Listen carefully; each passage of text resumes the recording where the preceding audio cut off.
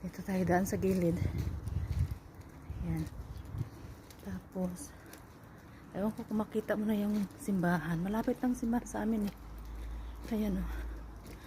Sa ano lang, malapit sa train station. Maki-usi lang tayo dito o. Ayan o. Tapos, ayun ang simbahan. Ayun, di ako kasi ngayong weekend, kaya magsimba ako. Hindi na ako nakasimba ng 2 Sundays siguro. Ayan. Kasi 2 Sundays a month lang yung hindi off ko eh. Every other week yung Sundays off ko. Ayan. Kasi yung simbahan namin. Simba tayo para okay ang ano natin. Ayan.